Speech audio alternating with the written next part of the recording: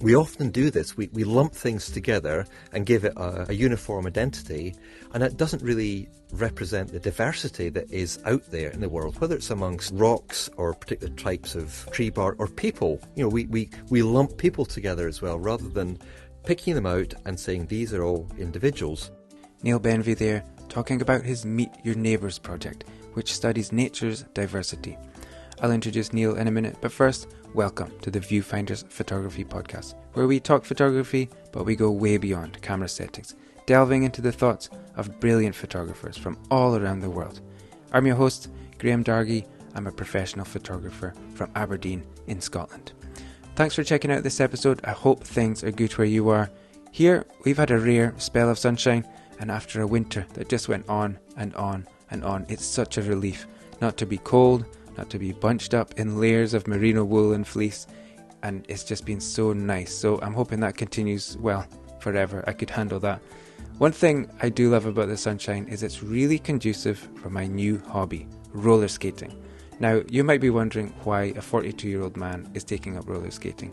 Well, I have a 5-year-old daughter who took up roller skating, and I thought if she learns to skate and I learn to skate, then we can skate together. I just thought that would be a brilliant thing for us to do. So I'm giving it a go, and I have to say I love it. I haven't had a new hobby for a long time, and with a 5-year-old, you can imagine there just hasn't been much time for one these last few years. So I'm practicing as much as I can. It's really, really tricky, and my body is wondering what is happening to it, but I'm getting better, and I'm having fun, and that's the main thing. If you want to follow my skating progress, then you can find me on Instagram at Graham Dargy, where you can also see my photography, which might, to be fair, be more interesting to you. If you don't want to follow my skating progress, but you'd still like to connect, then follow at Viewfinders Podcast. I love connecting with listeners, so please drop me a line if you do find me on Instagram. You can also follow this show on Apple Podcasts, Spotify, and everywhere else podcasts are found. And check out viewfinderslive.com to find previous episodes featuring amazing guests like Jim Richardson, Howard Schatz, Osborne Macharia, Valda Bailey, Brian Hodges, Kai Hornung, Audrey Woolard, Trevor Cole, Paul Sanders, and many more amazing photographers. Okay, a final shout out for my next Viewfinders Live event coming up this Sunday, the 13th of June 2021. Food Photography with Donna Kraus, sponsored by MPB. Donna Kraus is a Nikon ambassador and a Rotalight Master of Light, and one of the most sought after food photographers in the UK. Donna's amazing, one of the smartest, most creative people I've met in photography, and one of the best at what she does. Join us on Zoom to learn how Donna creates her amazing photographs, from styling to camera settings, lighting, and more. You can ask anything in the live Q&A, and you could win a £50 MPB voucher in the exclusive prize draw. If you're into food photography, still life photography, lighting, or if you just want to grow your photography knowledge and get an insight into the thoughts of one of the UK's finest photographers, then come along on Sunday the 13th of June 2021 at 7:30pm. The event will be recorded exclusively for ticket holders, so if you can't make it, you don't have to miss out. Tickets cost just £12. You can get them at the Viewfinders website, viewfinderslive.com. Links in the show notes. I hope you can make it. It's going to be a great night. Thanks to MPB for sponsoring the podcast this season. If you've got something in your camera bag you're not using, then trade it in to MPB to get something you will use, or just to get some money in your pocket. MPB makes selling your kit easy, and anything you buy comes with a 6-month warranty. So go check out their website, follow them on Instagram. Again, links are in the show notes. Now, on to this week's show. My guest is Niall Benvie, a photographer originally from the northeast of Scotland, who's now based in Burgundy, France. Niall grew up on a berry farm and first got into photography to document the bird and plant life in his local area. After studying geography at university, his photography interest turned into a 30-year career as a photographer, writer, and photography guide. Niall is probably best known for his photographs of flora and fauna, which he shoots using a field studio to create unique and beautiful images which are reminiscent of the kind of illustrations you'd find in an old encyclopaedia or field guide. Our conversation covers Niall's upbringing, his early awareness of environmentalism, his varied career, the rhythms of creativity, and much more. I'm sure you'll take something away from this. Here's my conversation with Niall Benvie. Hi Niall, welcome to the show. How's things? Good morning, Graham. Not bad at all, thanks. It's a lovely day here in Burgundy. nightingales are singing, and there's a couple of hoopoes calling in the background as well, so it's just delightful. Yeah, it looks like I'd rather be there than here in Aberdeen, but would you mind introducing yourself and just telling us a little bit about your photography? Yes, well, I'm Niall Benvie, spelt Niall but usually pronounced Neil, and I've worked as a photographer and writer and designer and guide for getting on for 30 years now. I'm from the northeast of Scotland, from Angus. That's where I grew up, and I spent the first part of my working life there running our family's small berry farm until it was sold. I then headed off to university to study for a geography degree, but at the back of all that, over the years, since probably I was about 10 or so, I'd been really interested in birds and then plants, and this was an interest that was really fostered by my father, who was a very keen naturalist as well as a farmer. And round about 13 or so, the photography came in, because like so many people, I wanted to be able to draw and paint what I was seeing, but I was very poor at that, and I picked up a camera, and that was really my in to photography originally. It was the natural history first rather than the photography. That was the main interest. But over the years, and as I learned about what other people were doing, and what was possible in Scotland even, through the work of Laurie Campbell, I began to diversify the type of photography I was doing, from purely recording species to environmental subjects, to topics, and increasingly in recent years, photographing, you could say, ideas. So a lot of the pictures I make start off in my head, and then I make the picture. So you could say that rather than photographing what's in front of my eyes, it's often what's in my mind is a starting off point for the pictures. Yeah, I wanted to pick up on a few things that you said there, well, and definitely the ideas, but let's go back to Angus, because that in this part of the world, it's in the northeast, it's kind of like strawberry country, isn't it? Yes, that's right, strawberries and raspberries. Yeah, so what was it like growing up on that berry farm?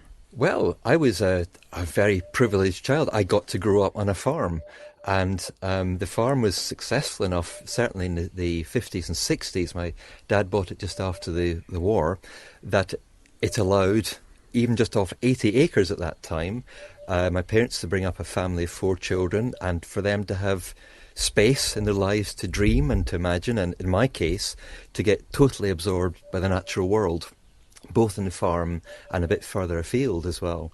But for me, most of my formative experiences of wildlife were in my locale, along the River South Esk, in the Angus Glens, at Montrose Basin, and that it guided not only the sorts of subjects I was interested in, but also an appreciation of the local, of what I can do on my own doorstep without having to travel far. And that's sort of stood me in quite good stead over the years, not least because it forces some degree of creativity when you can't just hop off to the top honey spots all around the world to get your pictures. So when at 13, when you said you got into photography, what were you looking at through the camera then at those times? At the time, I wanted to record plants because I was a bit of an odd teenager, and I was at that stage, as well as girls of course, but I was really interested in plants. And it was it's a sort of collecting instinct thing. So I would tootle off up the Angus Glens onto these mountain tops and record rare alpine plants. Spent ages along the coast ferreting all the little coves to see what I could find. But along the way, I wanted to make a record of that plant. And to be honest, that's all they were. Record photographs. There was nothing arty or interpretive or even particularly personal about the picture. They were just rather bad record shots. And so at that age, and with that upbringing and being in the countryside as you were, and it's a beautiful part of the world, environment, agriculture, obviously were always in your mind, maybe not consciously though, the way that they might be nowadays. What sort of level of awareness would you have about the importance of the sort of natural world around you? Does that make sense? Absolutely, yes. And the answer is quite clear. I was absolutely aware through my dad. He was a very unusual farmer insofar as he greatly believed in this old principle of leaving the land in a better state than you acquire it. So he planted a lot of trees in the farm. We had a disused railway cutting and an embankment cutting across the farm. So they were all planted up with hardwoods. And this ethos was passed on to me. And of course, I bought into it completely. But I would say that a sort of greater appreciation or understanding maybe of how we treat the land in Scotland, how we've degraded it over a very long time, didn't really come about till my early 20s when I started reading a lot more on the subject and began to look at the landscape in a much more critical way. So whereas, for example, many people would look at the hills of Deeside covered in heather, something very beautiful and expansive, instead, I tended to look at it as a heavily degraded landscape without large predators, without an actual tree cover, and now a monoculture of heather for the benefits of sporting shooting. So, things have changed. And the other big change, of course, was when I started to travel to other parts of Europe a little bit later in my career, particularly to the Baltic states of Latvia and Estonia. And there I encountered a diversity and an abundance of life that I wasn't used to seeing in Scotland.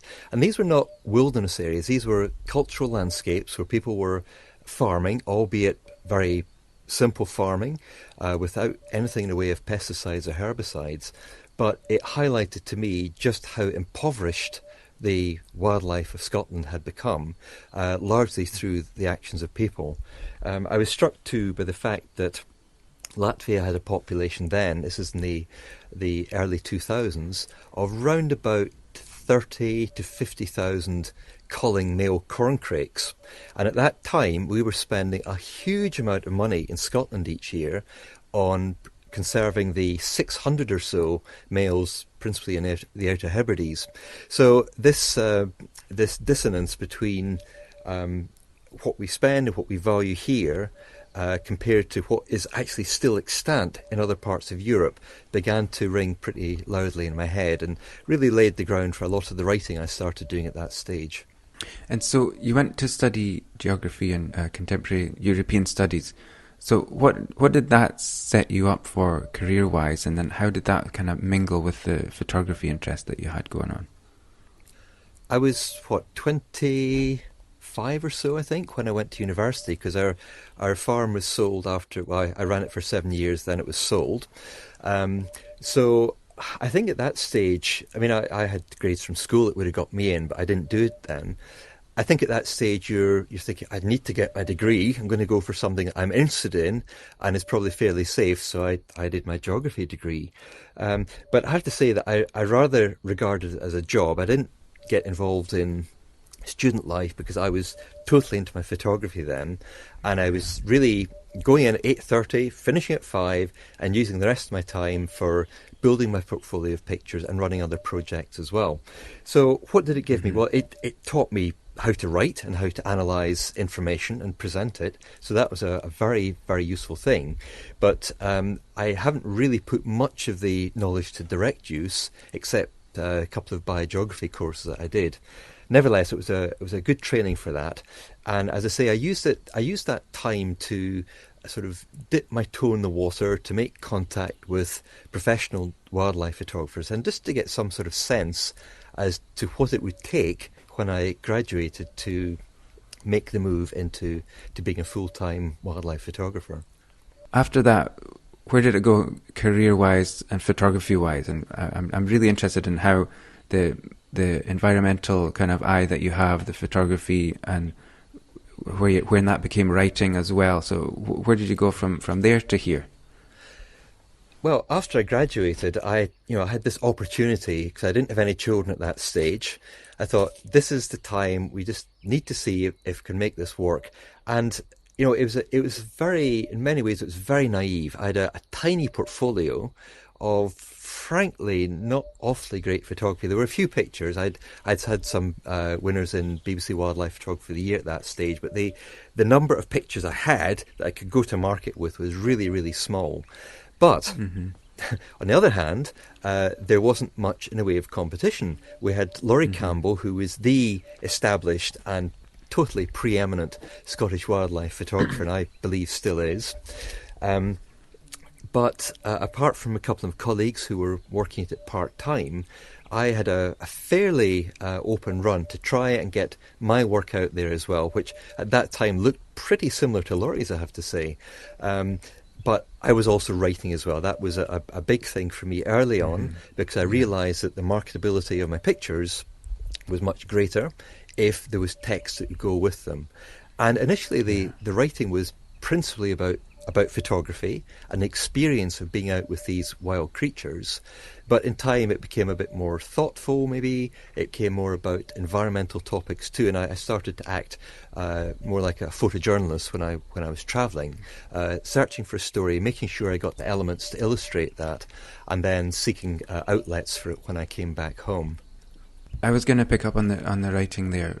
What does the writing give to you? Because I was going to ask this, because for me, I don't write really now. I used to write on the blog, every week or whatever, and it was really helpful to me to order my thoughts about photography, to really put these different bubbles of ideas into a narrative that really it helped me to make sense of what I was doing, and also in terms of tuition and things like that, to really have a clear narrative about what I'm saying about photography to the people that I'm teaching.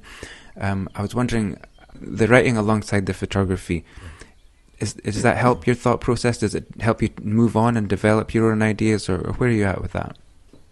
Absolutely. I mean, I think we should maybe divide the writing into two sections. There's the writing about photography and people's relationship with the land, which is one side, and then there's the more photojournalistic storytelling. Now, I'm not doing very much of that at the moment at all. Most of what I do in that respect actually is in support of our main business, which is the photographic retreats, and you're wanting to essentially tell people, but also inspire them to come to these places by drawing a picture to what they're about. But in terms of the, shall we say, the more technical and, hesitate to use the word, but philosophical or thoughts-based writing, my experience is exactly the same as yours, that sometimes I'll sit down to write my column, and the idea, there's a germ of the idea there, and I know what this is going to be about, but it's actually once I get down to the hard graft of typing out the words that suddenly it starts to make more sense to me. And it's a very surprising process maybe for people who don't write, and I believe this is often the case for novelists as well. Is an inclination to think that everything is preformed and it's just the matter of getting down and hammering the words out. Yeah. But actually, a lot of it comes out through the mental exercise of trying to frame these thoughts and construct these sentences. And I think that's a lovely process. I found too that when I'm teaching online, which I think many of us have ended up doing that a lot this past year, that my brain is almost working separately from what I'm saying, and I'm testing an idea and sometimes working out something as I'm actually talking. So this whole process that we've been forced into this year with doing all these Zoom lessons, it's actually been really, really good because I've through this process of intensively engaging with people, pretty much every week I'll have 4 or 5 lessons. I've done a whole bunch of webinars as well, and being made to stand up and coherently explain yourself and your ideas is a really good exercise, I think. Yeah, I totally agree. But I've heard that about authors as well, novelists, where they just, I've heard some people say they just start and they don't really know, but they know the first paragraph maybe.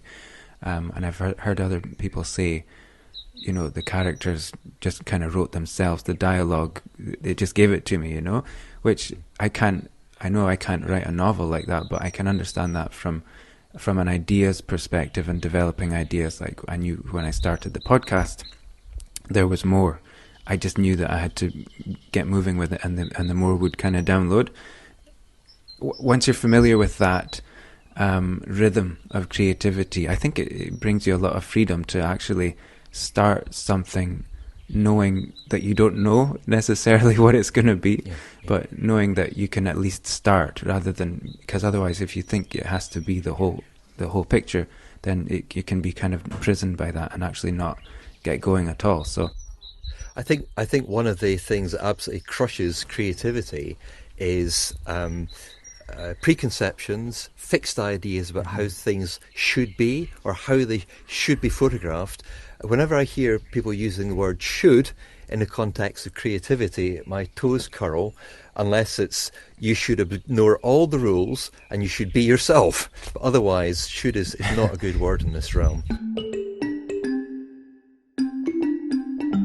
Okay, let's get into photography then. Can we talk about your work with the field studio? Can you, for people who are listening who can't see what we're talking about, can you describe what that work is and what was the origin of that idea with the field studio? Yeah. Well, field studio photographs are quite distinctive and recognisable insofar as they've got a pure white backlit background, and the front of the subject is lit by a very soft diffused flash. So all the light for these comes from flash, but the look to it is very mellow and rather beautiful because the backlighting helps to show the translucence of the subject. Now, lots of people had done simple backgrounds before, a piece of white card, but what was making the difference with how we developed the field studio was that light was coming from behind as well as the front, and that's what gives this lovely glow and brilliance to the shots.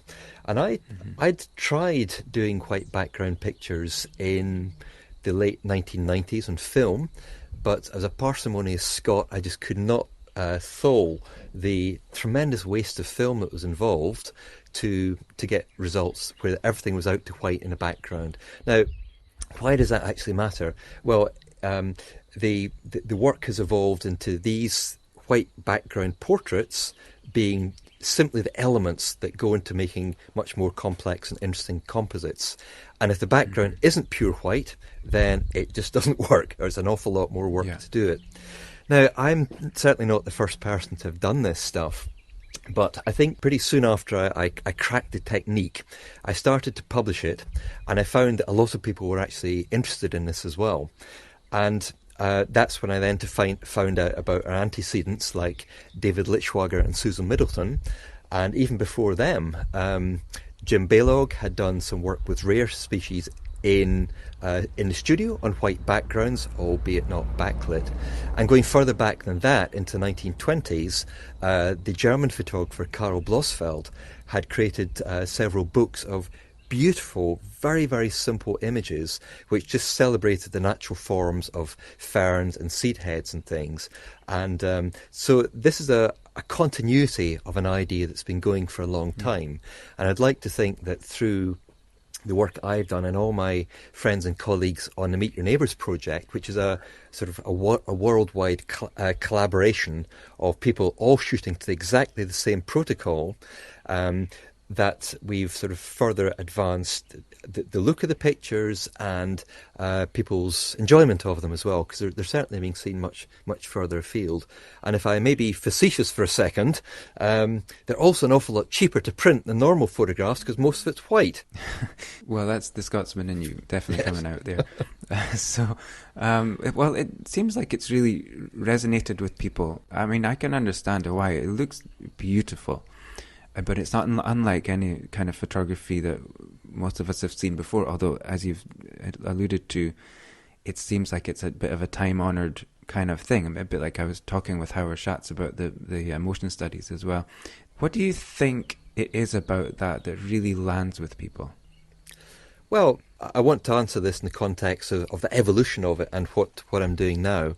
And I think initially people were really struck by the simplicity and the clarity of these pictures in particular, because what we were doing was taking our subjects completely out of context. They weren't like normal nature pictures where at least part of the subject's obscured because it's a small bug amongst some grass. You never see them properly.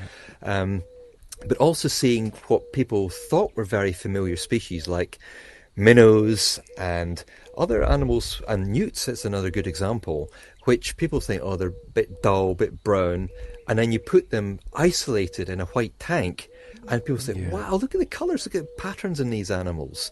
So it was that degree of surprise initially, and quite often I'd be out, I did a couple of jobs for Wild Wonders of Europe in Spain and France and Austria as well, and I'd often be working in a a national park, have all the gear set up photographing grasshoppers or something. And it's a bit of a circus, actually, all the tripods and lights. So people would come over and see what I was doing and say, what are you doing? Well, I'm photographing this grasshopper. Oh, don't like grasshoppers. Well, have a look at the back of my camera. And you show them the picture initially and say, oh, that's interesting. And then you zoom in close on it, say, wow, that's awesome. So this was a real element of surprise because they hadn't seen subjects like this before. So for the first, 3 or 4 years, I was perfectly happy just shooting these one-off, these single subject images of the animal or the plant against the white background. And I then found that just all a bit samey, and I'd done a lot of species by that time because it's a very productive way to work. And then I thought, well, actually, these are going to be quite easy to create composite images with because they're all white backgrounds. You put them on a white page and they all blend seamlessly. And then even after that, for 2 or 3 years, I thought, no, I'm just getting tired of this. I need to move on to other things, which I did in my creative work. But when was it? 2017, I began to look again because I'd learned some new techniques along the way in Photoshop. And I thought, I'm absolutely crazy. I carry these big Alincrum flash packs and heads with me, and the whole lot weighs about 35 kilos. Surely I can do this with lighter weight strobes, as I did originally. And surely I don't need these softbox. I can just use pieces of acrylic for the background and flyweight, which is essentially a plastic envelope stiffener, as my front diffuser. And lo and behold, I rediscovered the original look of these pictures, the softness of the light, but a certain degree of directionality as well. So it wasn't just all a bit flat, which I've been getting with the soft boxes. And by goodness, I was totally into it again then. My productivity shot up. But that combined with an evolution of the work where I began to do a whole lot of new things with it. I initially was creating these composites, but thinking, I think that white background is just a bit stark. And I began to substitute it with a pale cream one, and that got a lot of appreciation, and that stuff was published. And then I'm always keen to merge various strands that I explore in my work, and one of these is something called colour transects, where we pick out the colours either of the landscape or of a subject and present these as little coloured tiles as part of the overall work with the original photograph. So I borrowed from that, and we started creating almost like watercolour paint swatches down the side of the image too. And these have a very strong look, I think, and other people seem to as well, of something which has been painted. And then I've been doing much more in the way of vintage type illustrations recently. So these would be the sorts of things you might see from a field guide a long time ago, where all the elements none of them are joined to the edge of the frame, which was the restriction in the past when I made composites. We needed a single simple meeting point between the plant, its stem, and the edge of the frame. But I thought, well, that's very restrictive, so I now do what I would call free floating composites, where each element can just be laid out on the page as suits the composition, the edges faded out, and then a treatment, a colour grading put on that really reinforces the feeling for the viewer when they look at it that it's something old. And the next thing I'm just at the very, very beginning of exploring now is what I call free flowing. So rather than free floating, these are free flowing ones. And here we have all the elements are they're effectively joined up. If you look at any bit of fabric, for example, printed, you'll see that quite often there isn't a faded out end of a stem or the bird's perch. They're all linked. A little element is hidden in behind whatever's beneath it, and it creates a free-flowing work. So I'm looking to do some work along these lines as well. But what's the overall point of doing this? Well, it's because I want people to look at species and individuals, because you're really presenting these animals and plants as individuals, not as members of a community or just a species, but that little character, that newt that is looking at you in a very wistful way, or even that caddisfly larvae, it's got a very evil look as it peers at you through the tank. It's all about personalising nature, not just saying this is all lumped together as one. And so that's part of the idea behind these panels, to individualize my subjects, but also given that it's so hard nowadays to get people to look at your photographs for more than a couple of seconds, because there's such a tsunami of amazing imagery out there. It's just your palate is dulled by it. And this is another way I use to try and hold the viewer's interest for a little bit longer. And it's a theme that keeps recurring in my work, creating pieces which are comprised of multiple elements, because that almost inevitably makes the viewer look at each one individually and keeps them with your work for a little bit longer. Yeah, I think it's really effective in that regard of getting people to stay with the image. And like you said, the overall kind of effect of the composites that you've been describing, it's got that kind of old-fashioned field guide or encyclopaedia or a science book kind of feel, which is so charming, you know. I was wondering, well, two things. I think it's really interesting that this goes right back to what you spoke about when you were 13, recording the species out there with your camera, you know. And it's, to me, it's directly tied to that origin of your own photography. But I was wondering, on the composites, is there a relationship between the different elements there? Like, what's the relationship? The one I'm looking at the moment on my screen, and usually we come to this later in the podcast, but this is one that I really like because it's got the blue tit on it. So there's the blue tit, and then there's these other kind of plants and branches and so on. I don't have the language to describe them, but what's the relationship between those different elements in the picture? They're part of a community, but you can actually see all the individual members of that community in one image. They're not hiding each other. And when I say community, I mean a biological association of species. Okay. So in that blue tit one, for example, these are all trees in typical blue tit habitat. Now I play pretty fast and loose with scale and with time in these pictures, because there's no danger that when somebody looks at them, they think, wow, wasn't that an amazingly lucky capture that guy had? They're obviously illustrations, so there's no risk of deceiving your viewer. So with that in mind, I then compose the composite so that the elements are balanced for maximum aesthetic effect. And the fact that bit of sycamore is completely out of scale with that bit of willow or whatever it is doesn't really matter, because my primary goal here is to engage the viewer of the interest, to get them to look closely at things. And if I presented that beetle, say, in the same scale as a dormouse, then people wouldn't be seeing the beetle. So I'm quite happy about that. But I do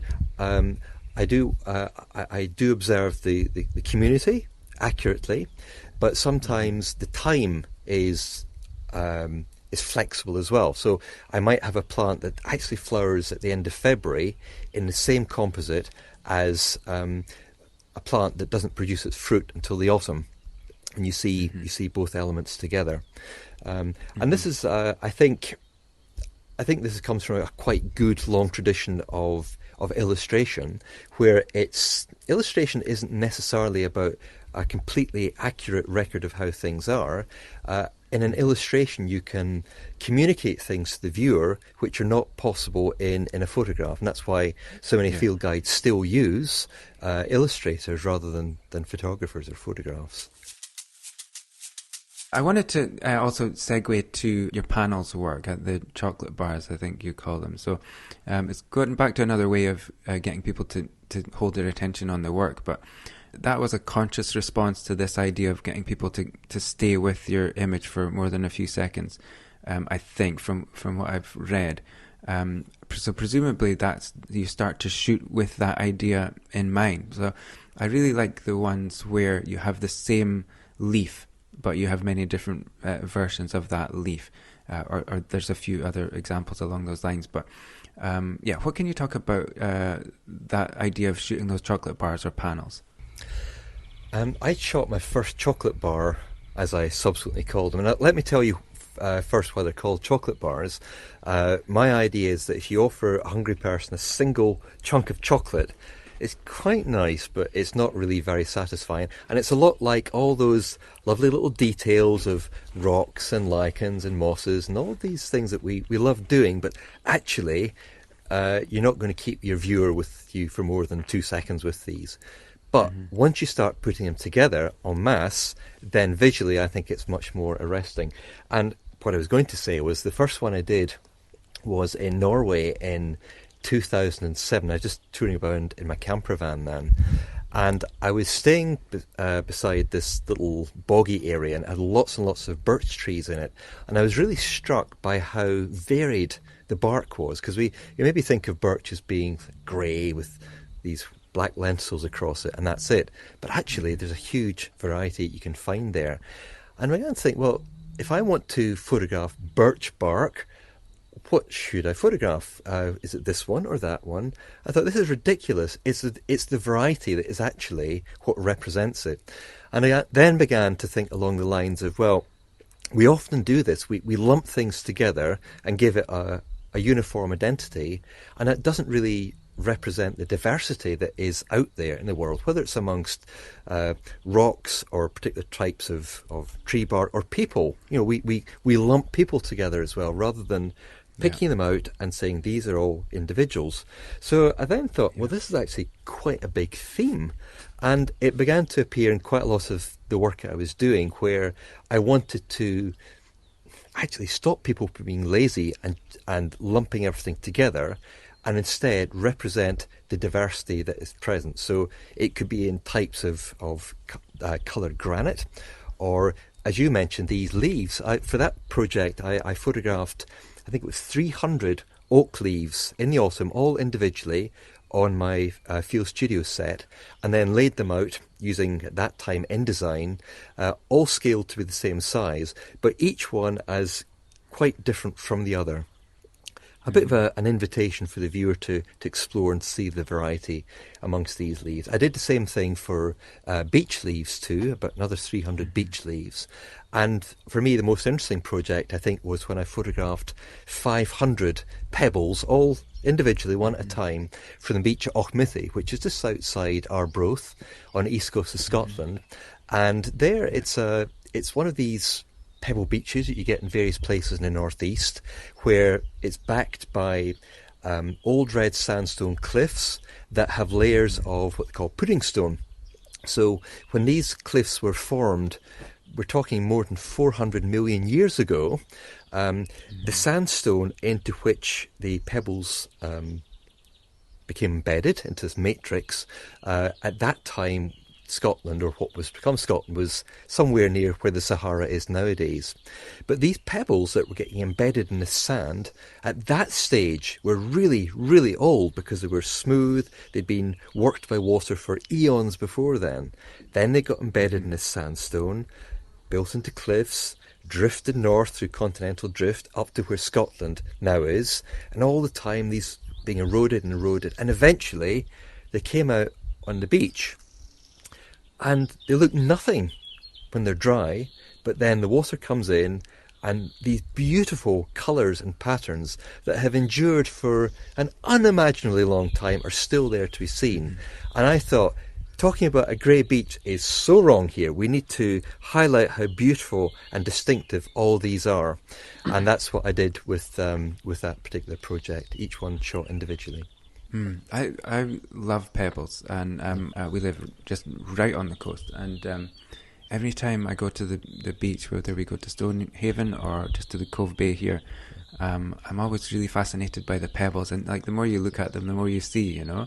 Yeah. But one thing that fascinates me is just imagine those pebbles being dragged up and down that beach for years and years and years by the tide. And when I pick one up to throw it, I wonder how many other dads have done that with their daughters over the hundreds of years. Yeah. But I never realised that that backstory that you just told me about where the pebbles came from.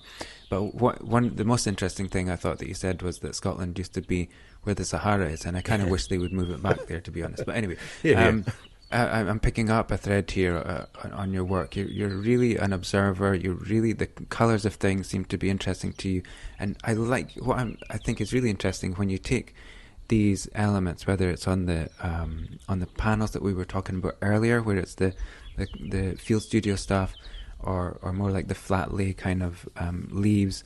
You spoke about the colours on, I don't know, I think it was a newt that you'd said, when you take that out of the context of the environment that it lives in, you see things differently. And I suppose with a fish or something, it's supposed to blend into the background. You take it out, you're going to see what it's really about, I suppose.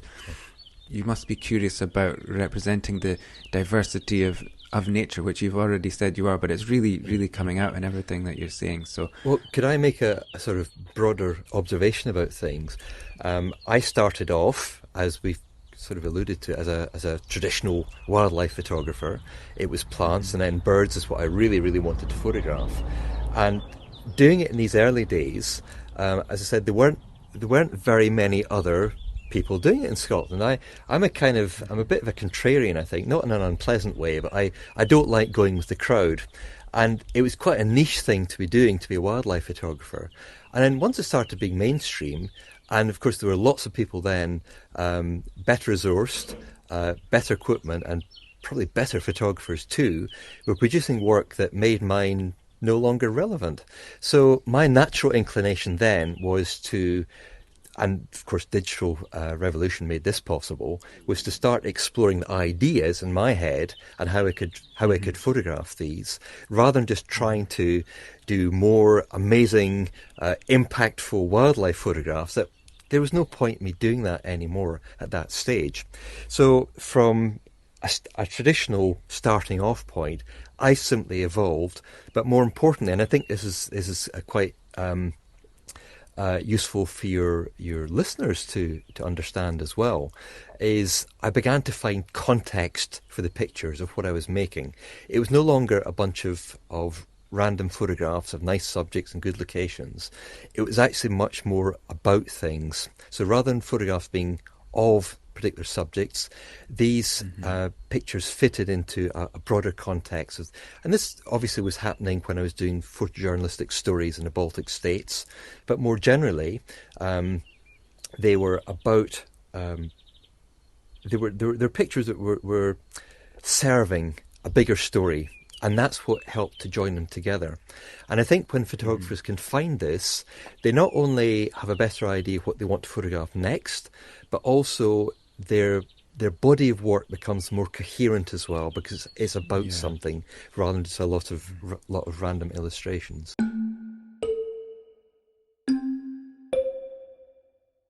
Okay, that brings us to the gear round. So the gear round this season sponsored by MPB. And so when you go into your camera bag, Neil, what's the first thing that comes out, sort of camera lens combination? A lot of the time at the moment, I'm using exactly the same thing because I'm doing mostly field studio work right now.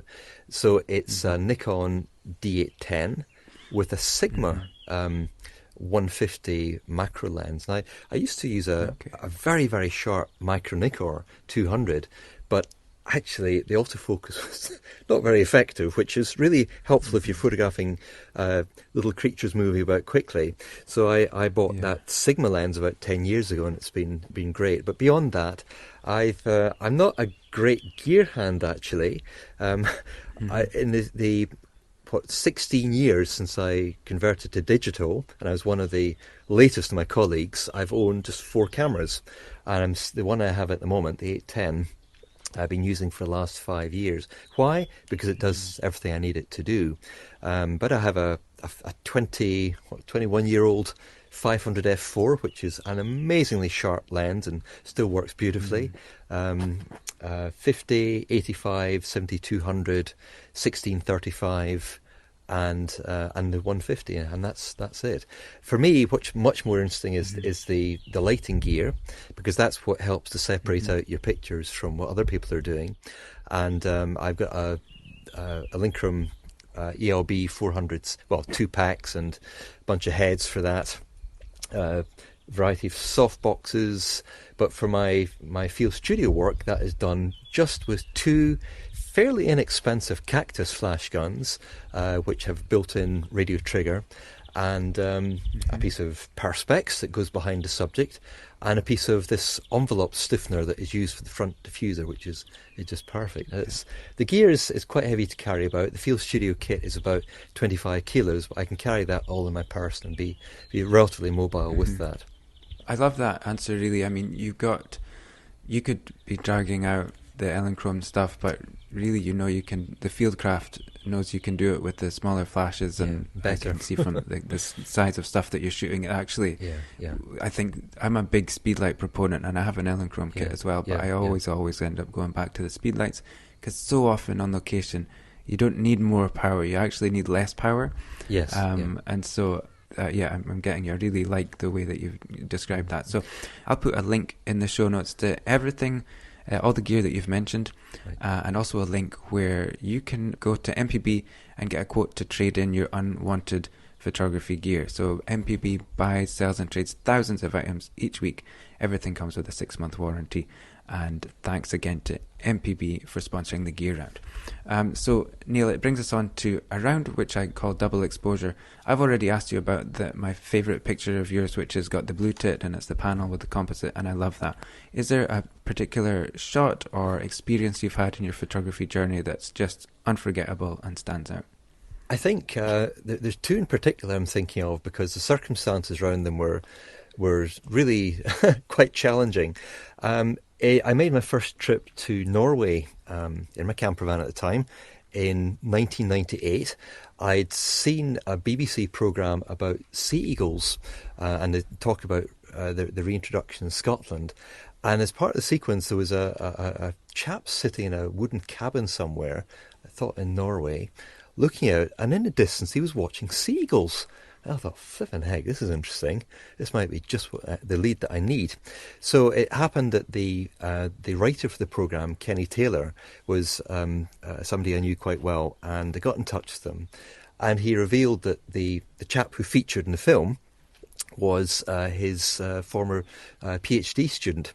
And he'd moved to Norway, so I got in touch with this chap, who, as it turned out, was the same age as me, had grown up only 20 miles away, and we were both these nerdy bird types who'd never met each other. It was such a waste. Anyway, so I bowled off my first trip to Norway, and he put me in touch with the chap who'd had that house where I saw him sitting, and I spent a week in a hole in the ground in really pretty horrible weather, waiting for sea eagles to turn up at this bait site.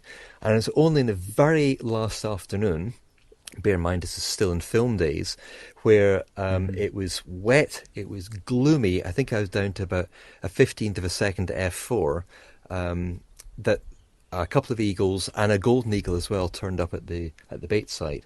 And I was a bit disappointed, really. It was one of these trips where there's a real feeling that you've almost achieved, but you haven't quite, and you know it in yourself that the pictures they're better than what was available, but they're not really going to cut it.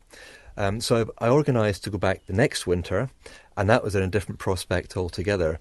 Cold weather, lots of snow, slightly different site, still with the same chap putting out the bait. And I cleaned up with the seagulls that year, and it was a time where there were still not a lot of good sea eagle work had been done by British photographers, so it found its way into print. But in that same trip, Duncan and I went over to Dovrefjell, which you might know is quite well known for its population of muskox. These lived in Norway, in post-glacial times. They disappeared for a while, then they were reintroduced, getting on for a century ago, not quite as long. Anyway, these are strange animals if you don't know them, sort of like a bit between a cross between maybe a sheep and a goat, but quite big animals too. And they typically live in very windswept places where in winter the wind blows the snow away so they can get down to graze. So from the road we'd actually spotted them about just maybe 2.5 kilometres away. And the only way to get there was in cross-country skis. And I'd not actually cross-country skied before, but I was determined we were going to get there. So on with the skis, on with the big backpack, the 500 and all the rest of it, and started making our way across. Now, if you've ever tried to cross-country ski and you're not used to it, it's an incredibly painful experience. And I kept falling over so many times. But eventually we got to the bottom of the slope where the muskox were. Oh, I'm so glad to get these skis off. But I also wasn't wearing very good clothing for it. Used to working in Scotland, you don't need all this fancy technical gear, so I was basically doing everything wrong. All these things I'd moaned about, people coming up from the south and going in the Scottish mountains in winter, ill-prepared. Well, I was recapitulating that in Norway. So we climbed up to where they left our skis, climbed up to where the muskox were, and I got the camera set up, tripod, exposure, and the animals all sat down to start chewing the cud, and that doesn't really make for very interesting pictures. And I was pretty hungry as well, because we hadn't eaten much before we left. I had been sweating profusely with all this falling down, and I began to get a bit cold, but I was determined I was going to get these pictures. And after about 3/4 of an hour, the muskox, one by one, started standing up. And as I say, this is a very exposed spot that they like to stand in. And, well, I was really, really cold. And after about 10 minutes and just a couple of rolls of film, I said to Duncan, I can't operate the camera anymore. My hands are they're just completely numb. We do need to go down, but I just want I just need a little lie down first. I'm really, really tired. And he said, give me your bag now. You're getting hypothermia. I'm not having you go to sleep here. So he basically frog marched me down the hill, carried my bag. I was in a really pretty bad way. On the plus side, I was actually really happy with the pictures.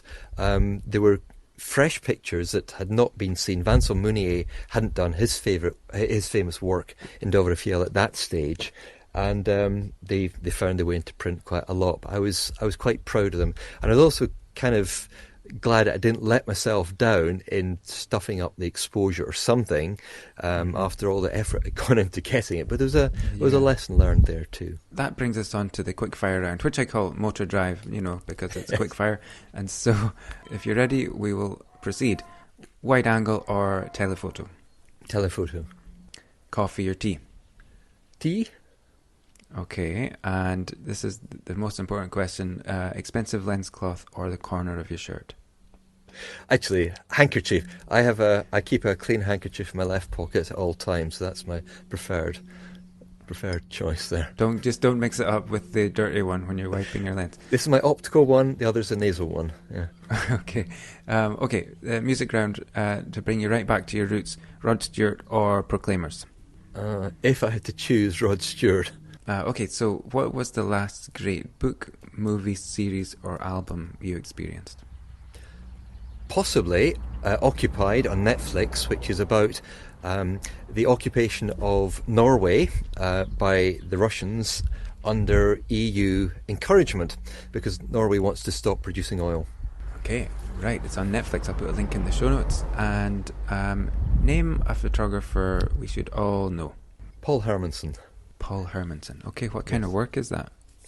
Well, I'm mentioning Paul because he is incredibly diverse in his output, imaginative, and also, to go back to a word you used about Jim Richardson's work, playful as well. He started off as a traditional nature photographer, and he has evolved tremendously. And one of the things I love about his work is a lot of it is so left field that it makes my slightly more eccentric ideas look quite mainstream. So he's a great outmarker of imagination, and I've worked with him, and when we travelled together, he had a crate in the back of our van where all those cameras are piled into, and he had everything. He was shooting colour neg on 6x9, panoramas, shooting video, digital stills. He didn't have any 35mm slide at that time. But whenever he saw something, he would just reach for the appropriate tool for the job and make images. And he's one of these photographers who just shoot all the time as they're going along. And I think, Paul, why are you doing this? This is a waste of time. And I edit in the evening. He'd quietly sit there editing, and every so often call me across, and I'd look at it and think, oh my goodness, that is so not obvious, and it's so brilliant. So he's a very inspiring in his methodology, but how he sees things as well. Okay, we'll check it out. Link in the show notes. And when do you feel at peace with the universe? Usually when I'm sitting with my wife Charlotte outside here in Burgundy after dinner, having a long, in-depth chat about whatever we want to talk about, with the cows mooing in the background, perhaps, but more often nightingales singing, crickets calling, and a turtle dove trilling away in the tree above us. Well, you've painted a great picture there. It sounds really, really nice. Thanks, Neil. I wish we could have spoken for longer, because I think we could have gone into more detail about more things. And I really wanted to give you a chance to mention your food photography workshops. Do you want to tell us a little bit about that before we sign off? Yes, thank you, Graham. Well, I've worked as a guide pretty much since the start of my career, in addition to everything else. And Charlotte and I did a lot of trips, around about 50 tours for an English company, mostly in Iceland, but in other parts of Europe as well. And in 2018, we decided that we had a very particular offer in terms of the hospitality as well as the tuition and knowledge we could share.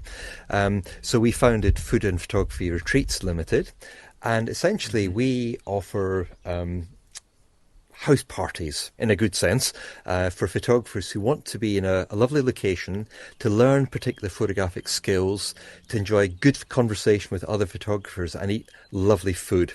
Because Charlotte is a chef par excellence. She was actually through to the last 70 of MasterChef a few years ago. That aside, these are quite different from sort of boot camp photo workshops, where it's very much about the getting together of people with like minds, but also enjoying the experience of being in a lovely place as well. And we've, like all these businesses, been unable to operate since a year past February, but we fully intend to resume, probably in September here in France. We also have a couple of trips in Scotland after that, but we'll be publishing a full programme for 2022 quite soon as well. But we, in future, will be doing a lot more work here in France, partly because we're getting to know our local area very, very intensely. And that's great to be able to take people down a little lane that nobody'd ever go to normally and say, well, actually, this is a great view across the Bocage landscape here. And I know that if we need to be there round about 20 to 7 on an August evening, then we'll be there. So that's essentially what we do. That's our main part of our business these days. Great. Well, I hope you can get back to work, like everybody at the moment is hoping to be able to get back into it. So I hope that does pick up again for you. Thanks a lot, Neil. Really, really appreciate your insight on this, and we'll speak again soon. Take care. Thank you, Graham. Bye-bye. Thanks for listening. Follow Neil on Instagram and check out his website to find out more about his online tuition and his in-person workshops. Links and links to everything else we spoke about are in the show notes. If you like this episode, then check out my conversations with Guy Edwards, who also shoots a lot of different subjects, and Brian Hodges, who's also working with a field studio. Thanks for your time. Enjoy your photography. I'll see you out there.